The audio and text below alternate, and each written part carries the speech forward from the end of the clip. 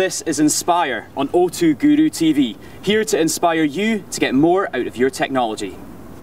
Let's talk about photography. Camera phones are getting better and better, and the new Sony Xperia S takes things to a whole new level with its amazing 3D panoramic feature. So we decided to push it to its limits, and we set a challenge for award-winning photographer Toby Smith, and he had 3 days with the Sony Xperia S to go out there and get the ultimate panoramic shot. Let's see how he got on.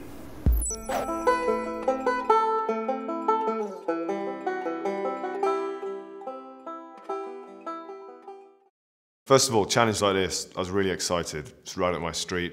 3 days in the countryside, trying to get some good pictures down.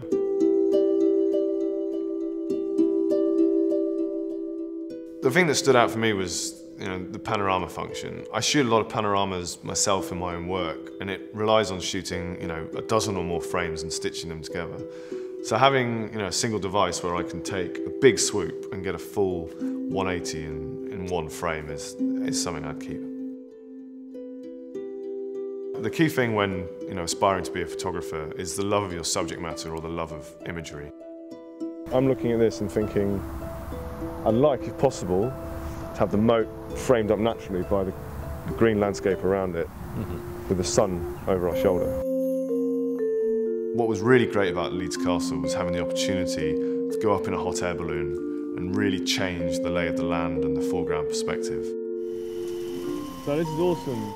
The shot I ended up composing was having the castle on the right of frame and having this real contrast in the form of this, three-lane concrete motorway just off to the left.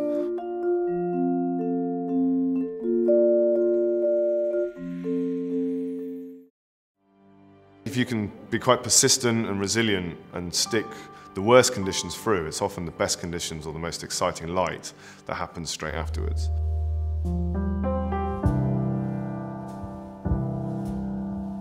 I took a wander around the field, trying to find a good left marker and a good right marker. And there was also this really nice trail the tractor had left, which added this nice foreground detail and also a lead into the background.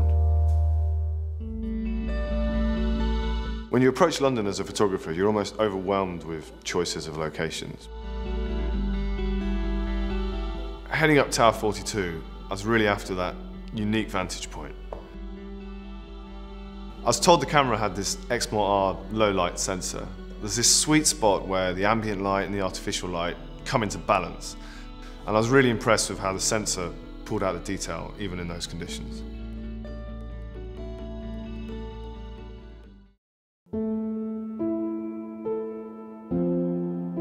One of the first locations I put into the mix was these incredible sea forts off the coast of Whitstable.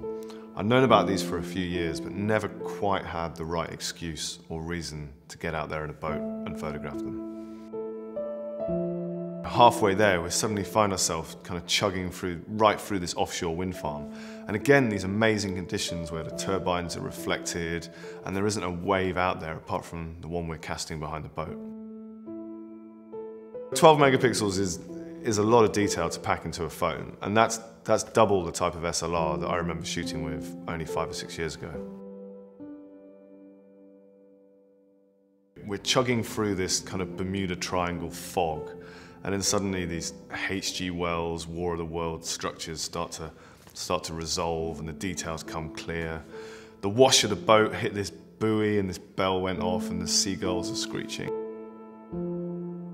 And then this kind of mild panic set in, I've got the ultimate location, I'm out there in the boat, and then the pressure's on to get the shot.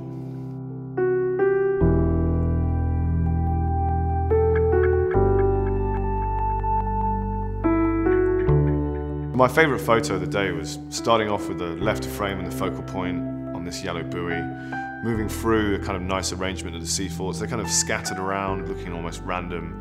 And then there's this eerie container ship kind of peering out of the mist, and then the picture fades into this brilliant white out of the sun.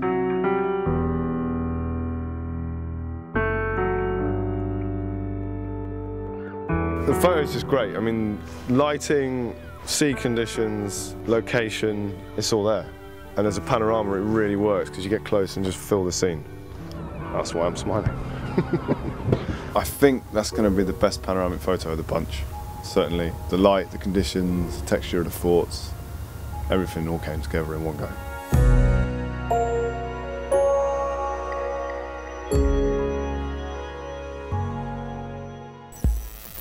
So Toby's returned from his adventures. How did you get on with the phone? Had a really good couple of days out, Yeah. and got more than a few photos I'd like to show you.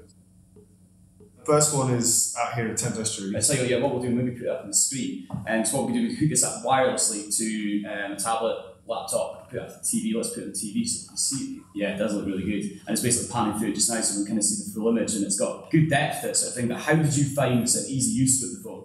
Once I found out how wide it shoots the panorama, Yeah. it's simply a case of choosing a start point, hitting record, panning all the way through, and that then automatically stitches the whole shot. It's 3D as well. How did you find setting up 3D shots and everything? I've got to change the settings to shoot 3D mode, but the process of recording the image is exactly the same. Yeah.